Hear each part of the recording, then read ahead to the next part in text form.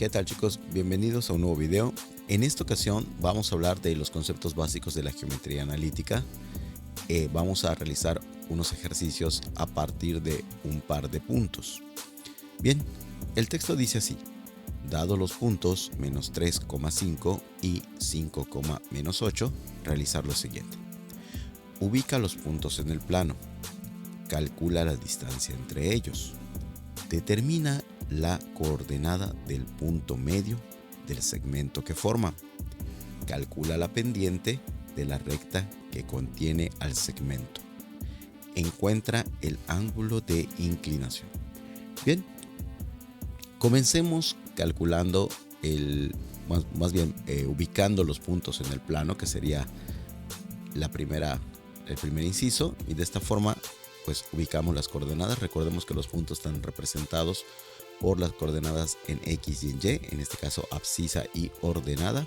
Entonces comenzamos ubicando el menos 3 dentro de nuestro plano cartesiano. Contamos hacia la izquierda y ubicamos aquí el menos 3. Vamos a marcarlo. Sí, ahí está. Vamos a cambiar de punta de lápiz por una punta que sea más visible. Ahí está. En este punto estaría el menos 3,5. Contamos sobre el eje de las Y para ubicar la ordenada. Entonces el punto que estamos buscando se encuentra en esta posición. Este sería el punto, le voy a llamar punto 1, menos 3,5. Menos 3 unidades en el eje de las X o eje de las abscisas, y 5 unidades en el eje de las Y o eje de las ordenadas. Bien, ubicamos el segundo punto, 5,8. Contamos en el eje de las X 5 unidades y menos 8 en el eje de las Y. Vamos a ver. Estamos buscando un punto que se encuentra en esta posición. Aquí. Bien. A continuación, lo que vamos a hacer es ubicar la distancia que se encuentra entre el punto 1 y el punto número 2, al cual ya podemos nombrar como el punto 5,-8 unidades. Bien, ¿cuál será la distancia que se encuentra entre estos dos puntos? Para ello vamos a utilizar la fórmula de distancia entre dos puntos, que si no la conocemos, pues aquí la vamos a escribir. Distancia entre dos puntos es igual a la raíz cuadrada de las distancias en X elevados al cuadrado, esto es X2 menos X1 elevado al cuadrado, más Y2 menos Y1 elevado al cuadrado. Con esta fórmula vamos a sustituir las abscisas para calcular la distancia entre las abscisas y las ordenadas para calcular la distancia entre las ordenadas. Y vamos a aplicar prácticamente el teorema de Pitágoras para resolver, ya que lo que estamos haciendo es ubicar la abscisa de cada punto, en este caso del punto número 1 y del punto número 2, y encontrando su distancia. Y de la misma manera estamos ubicando la ordenada del punto número 1 y la ordenada del punto número 2 y encontrando su distancia, para que prácticamente lo que se forme sea un triángulo rectángulo. Entonces, esta fórmula de distancia no es otra cosa que la aplicación del teorema de Pitágoras. Veamos cómo nos queda. Entonces, distancia va a ser igual a la raíz cuadrada de el valor de X2, que en este caso lo podemos considerar como el 5, menos el valor de X1, en este caso como es negativo lo vamos a poner entre paréntesis, menos 3, y todo esto lo vamos a elevar al cuadrado, más el valor de Y2, en este caso Y2 lo consideramos como menos 8, menos el valor de Y1 que lo consideramos 5. En este caso no puse un doble paréntesis, ya que el valor de la ordenada Y1 era positivo y el signo negativo es el signo de la fórmula. Entonces se entiende bien la operación en esta segunda parte. Ok, una vez que ya tenemos introducidos los valores, procedemos a realizar la aritmética que queda indicada. En este caso tenemos una multiplicación previa que sería negativo por negativo, nos va a dar positivo. Así que vamos a sumar 5 más 3 y todo esto, el resultado lo elevaremos al cuadrado. Bien, del otro lado, el otro miembro de esta suma, tenemos un menos 8 menos 5, para que lo desarrollemos todo al mismo nivel. Y todo esto sigue bajo la raíz cuadrada. Entonces, ¿cómo nos queda la distancia? La distancia nos queda 5 más 3, 8. Entonces ponemos raíz cuadrada de 8 elevado al cuadrado más menos 8 menos 5, eso es menos 13, paréntesis, menos 13 elevado al cuadrado. ¿Por qué yo le pongo paréntesis a este menos 13? Lo hago porque al momento de trabajar en la calculadora, cuando queremos realizar las operaciones, la calculadora no reconoce de la misma manera que nosotros la jerarquía de las operaciones. Y si no ponemos ese paréntesis, la calculadora lo interpreta como que al 13 le voy a elevar al cuadrado y luego le voy a asignar signo negativo. Bien, veamos entonces cómo nos queda ya el resultado. 8 por 8 son 64. Si tienes dudas, lo puedes cotejar con tu calculadora. Pones 8 al cuadrado y te va a dar 64.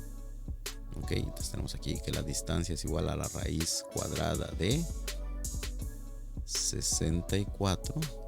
Y 13 menos 13 por menos 13 son 169, pero lo podemos verificar en nuestra calculadora.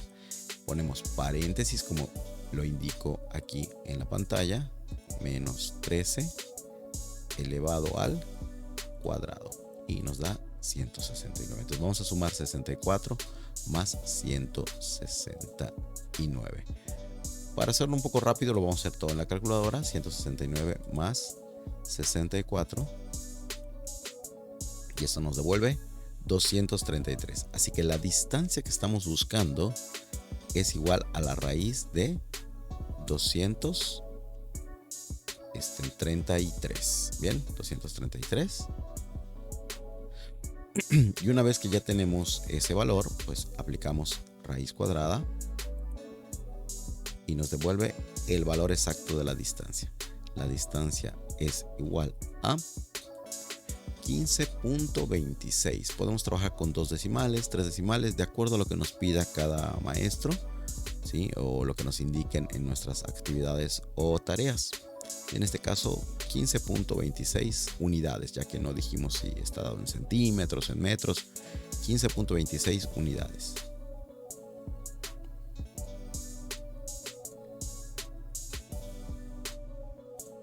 Bien, entonces así sería como aplicamos la distancia entre dos puntos, que prácticamente es aplicar un teorema de Pitágoras para conocer la distancia entre el punto 1 y el punto 2. Bien, te invito a pausar el video, analizar lo que acabamos de hacer. Si tienes alguna tarea similar, intentar resolverla aplicando esta misma metodología y luego continuar viendo este video para ver el siguiente inciso. Bien, vamos a continuar entonces calculando las coordenadas del punto medio. Voy a borrar las operaciones que tengo hechas en pantalla. Bien, para continuar hacia el punto medio, ya que suele ser otro tipo de ejercicio común en esta parte introductoria a la geometría analítica. Y bueno, ¿qué es el punto medio? El punto medio no es otra cosa que encontrar la mitad del segmento que une P1 con P2. ¿Vale? En este caso estaba dado por 5, menos 8. Bien, entonces queremos buscar la mitad del segmento. Una forma sencilla, una forma intuitiva de hacer esto es contar cuántas unidades tiene la base de este triangulito que dibujé. Las voy a contar. Partimos de este punto, entonces contamos 1, 2, 3, 4, 5, 6, 7, 8 unidades. Tenemos 8 unidades, por lo tanto la mitad del segmento se debe encontrar en 4 unidades. Contamos desde el mismo punto, 1, 2, 3, 4 unidades. Por aquí debe caer la mitad, así que si yo dibujo, voy a cambiar de color de lápiz para que sea más visible. Déjame elijo un lápiz de otro color. Vamos a elegir este azul. Ahí está. Si yo trazo por aquí una línea, la mitad debe caer cerca de este segmento, ¿sí?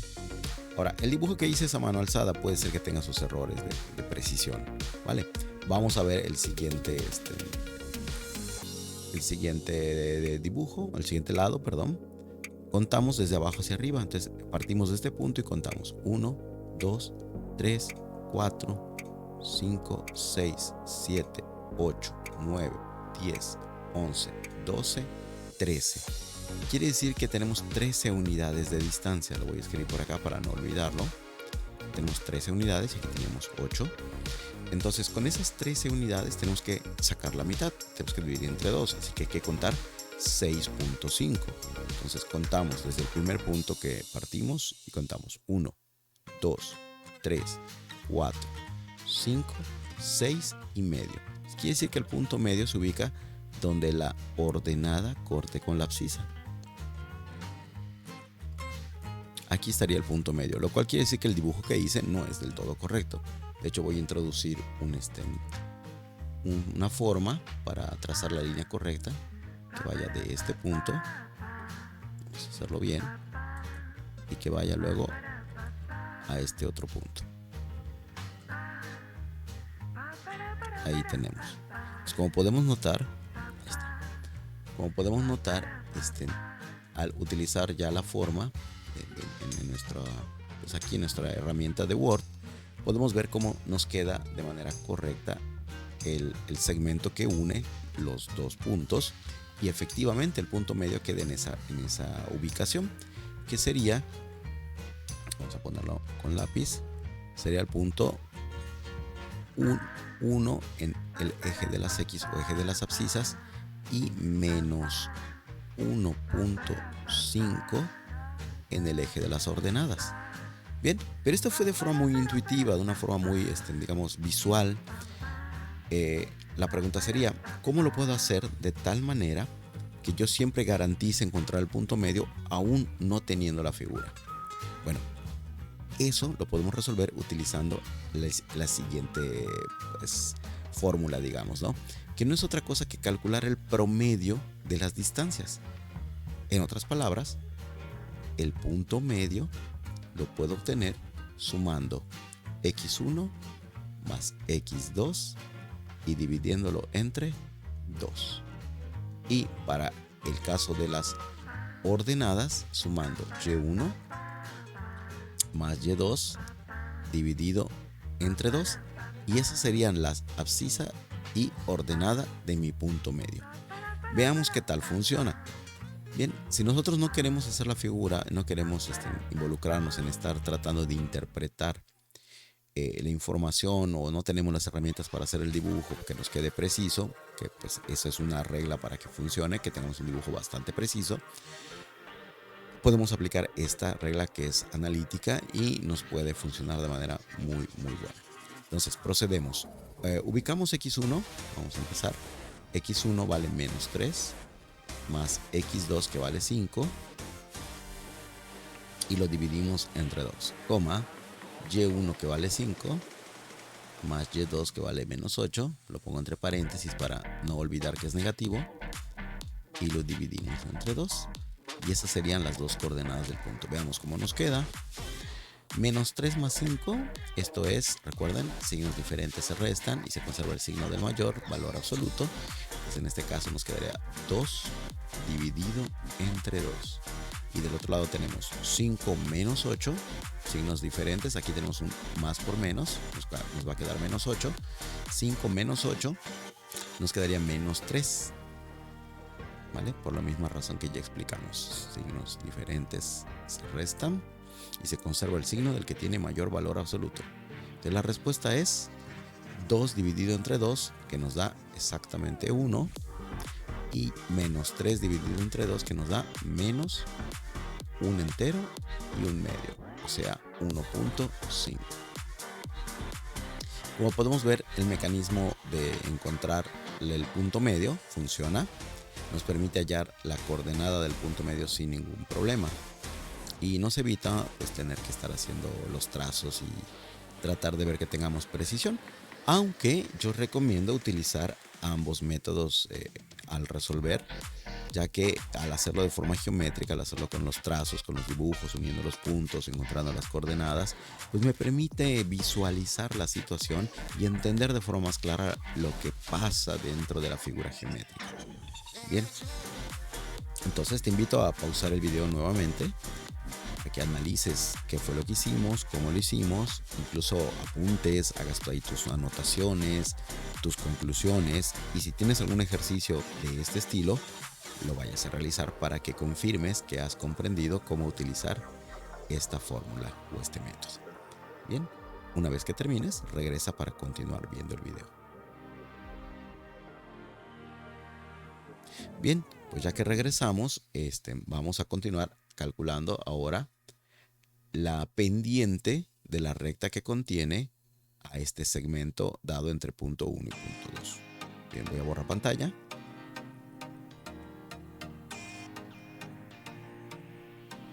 Borramos todo lo que ya habíamos hecho. Y ahora vamos a hablar de la pendiente. Bien, el concepto de pendiente, si ya lo hemos estudiado anteriormente, si no, pues te explico rápidamente, tiene varias acepciones. Una de ellas se considera como la razón de cambio, pero también se puede entender como el grado de inclinación. Cuando lo vemos desde el punto de vista geométrico, la pendiente tiene que ver con la inclinación de algo, la pendiente de una carretera, la pendiente de una montaña, o sea, qué tan inclinado está respecto al plano horizontal. Aunque también en geometría analítica y en cálculo diferencial se considera de otra forma, se le considera como cantidad de cambio o razón de cambio. Pero vamos a interpretarlo hoy de manera más geométrica. De la pendiente lo que nos va a indicar es qué tan inclinado está un segmento o una recta. Si la inclinación es apuntando hacia el primer cuadrante, este es el primer cuadrante, la vamos a considerar positiva. Si la inclinación está apuntando al cuarto cuadrante, la vamos a considerar negativa. De entrada ya miramos que el segmento que une P1 a P2 tiene una inclinación que apunta al cuarto cuadrante, por lo tanto la vamos a considerar negativa. Ahora vamos a calcular qué tanta inclinación o qué tanto grado de inclinación tenemos. Para eso tenemos una fórmula que nos indica que la pendiente es igual a la diferencia entre las ordenadas, en este caso y2 menos y1, dividido entre la diferencia de las abscisas, x2 menos x1.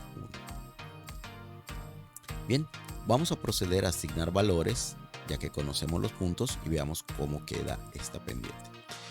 Empecemos por y2, en este caso tiene un valor de menos 8, lo escribimos con todo y su signo, menos, este menos viene de la fórmula, paréntesis, bueno no necesitamos paréntesis, este es positivo, 5 se queda tal cual, entre, el siguiente sería 5 sería la x2, 5, menos, aquí sí vamos a utilizar paréntesis ya que el valor de x1 es negativo, menos 3. Bien, al operar estos valores vamos a obtener lo siguiente, menos, signos en una suma algebraica, signos iguales se suman y se conserva el signo. Entonces vamos a tener menos 13 dividido entre, en este caso tengo primero una multiplicación, menos por menos es más, 5 más 3, eso me va a devolver 8. Por lo tanto, la pendiente en este caso es 13 sobre 8, menos 13 sobre 8 para ser exacto. Vamos a utilizar una calculadora. Vamos a buscar nuestra calculadora, ahí está. Y vamos a poner ese valor. Vamos a poner menos 13 dividido entre 8. Y el número que nos dé, que en este caso fue menos 1.62, es el valor de la pendiente. Menos 1.625. Ese es el valor de la pendiente de este segmento o de la recta que contiene a este segmento. ¿Pero qué quiere decir? Bueno, de entrada nos dio negativo. El signo negativo nos está indicando que la pendiente es que la recta, perdón, que la recta es decreciente, que la recta está apuntando hacia el cuarto cuadrante o hacia abajo. Eso nos indica el signo negativo. Bien, además el valor que nos está generando, que es 1.62, nos habla del grado de inclinación. Mientras más grande sea el número, o mayor sea el valor absoluto del número, nos habla de que la recta se está tendiendo a ponerse vertical. ¿Qué significa? Que si mi m, por ejemplo, vale 0.2, yo lo que estoy esperando con este valor es que la recta tenga una inclinación tendiente a la horizontal, algo así. Sí, considerando que este es el eje Y y este es el eje de las X. Bien, si m es, por ejemplo, 1.1, entonces estoy esperando que la recta tenga un comportamiento prácticamente aproximado a los 45 grados. ¿Sí? Que el ángulo que forme sea de 45 grados aproximadamente. No estoy diciendo que sea exactamente 45, pero va a tender a ese valor. Y si m es todavía mayor, si m es, por ejemplo, 5, entonces lo que estoy esperando es que la recta se esté poniendo cada vez más vertical. O sea que tengamos una recta que haga algo así más o menos. ¿Sí? Mientras mayor sea el valor de la pendiente, la recta está tendiendo cada vez más a la vertical. Y mientras el valor sea más pequeño, tendiendo a 0, esperamos que la recta sea más aproximada a la horizontal. Entonces, ese valor de la pendiente nos puede ayudar para observar qué tan inclinada está una recta. ¿Ok? Bien, esto lo analizaremos más adelante cuando veamos ecuación de la recta. Así que no se preocupen si de momento todavía no nos queda del todo claro el significado de la pendiente.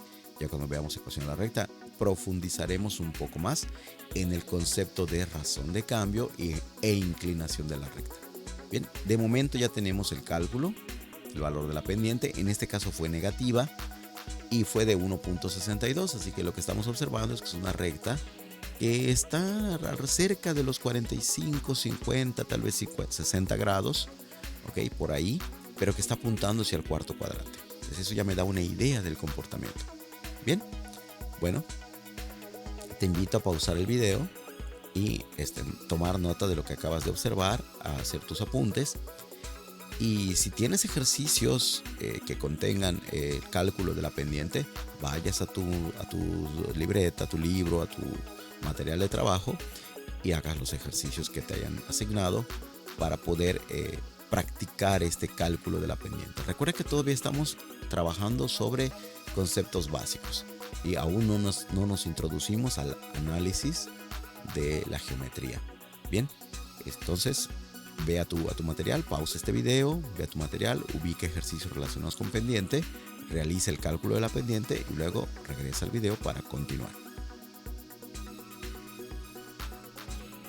Bien, pues una vez que ya hemos terminado de realizar los ejercicios que hemos encontrado en nuestros materiales de pendiente, vamos entonces a calcular ahora el ángulo de inclinación del segmento.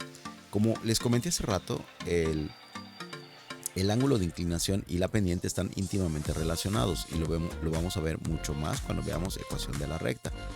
Pero ¿cómo puedo calcular el ángulo de inclinación sabiendo el valor de la pendiente? Pues quiero que observen algo que a lo mejor algunos de ustedes ya se habían dado cuenta o yo lo habían estudiado en su salón de clase. Y esto es que realmente lo que acabamos de calcular no es otra cosa que la tangente del ángulo que se formó. ¿Y cómo es eso? Pues sí, si ustedes se dieron cuenta en el numerador de esta fracción, vamos a escribirlo por acá, en el numerador de esta fracción que obtuvimos, el valor 13 representa un cateto de este triángulo y el valor 8 representa otro cateto de este triángulo. ¿Respecto a qué ángulo? Respecto al ángulo que se formó con el eje de las X. A este le voy a llamar alfa. Entonces, a ese ángulo de inclinación, ¿sí? A ese ángulo de inclinación lo puedo hallar aplicando la tangente del ángulo alfa, ya que están íntimamente relacionados el cálculo de la pendiente con la tangente. Entonces por aquí voy a poner que m, o la pendiente, es igual a la tangente del ángulo que se forma respecto al eje de las X o a la horizontal de la figura, en este caso a la base del triángulo. Estamos hablando de esta base que está por aquí, ¿vale? Lo estoy subrayando en color más oscuro para que sepamos a quién hacemos referencia. Bien, entonces si m es igual a la tangente del ángulo, la tangente del ángulo será igual a m por propiedad de igualdad o de identidad. Así que aplicando, tangente de A es igual a menos 1.625. Queremos el valor de A, entonces, o de alfa. Entonces aplicamos la tangente inversa a la tangente de alfa y le aplicamos también la tangente inversa a el valor de menos 1.625. Aquí ya no salió en la pantalla, pero bueno, ese es el valor. ¿Qué pasa cuando aplico la tangente inversa a la tangente de un ángulo? Lo que pasa es que se anulan. Tangente con tangente inversa se anulan porque son funciones opuestas, funciones inversas. Y entonces nos queda que el valor del ángulo alfa es igual al resultado de tangente inversa de 1.625. Pero no olvidemos que era negativo. Tenemos que asignarle hasta su signo, porque si no, nos va a dar otro valor de ángulo. Bien, sacamos una calculadora, vamos a ponerla ahora del otro lado para que se pueda ver. Y vamos a introducir inverso tangente. Ahí está, inverso tangente. Entre paréntesis, para no fallar, ponemos menos 1.625. Cerramos el paréntesis, le damos igual y luego le damos grados y minutos. Y nos arrojó que este ángulo es de menos, el valor del ángulo es de menos 58 grados con 23 minutos y 32 segundos. Vamos a dejarlo hasta los minutos, con 23 minutos. ¿Y por qué nos arroja un valor negativo del ángulo?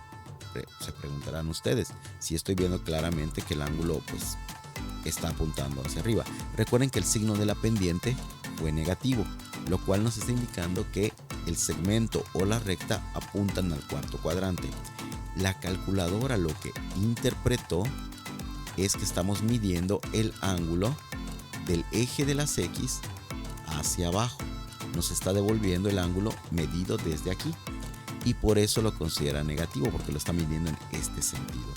Menos 58 grados con 23 minutos. Aunque nosotros lo medimos en este otro sentido. ¿Vale?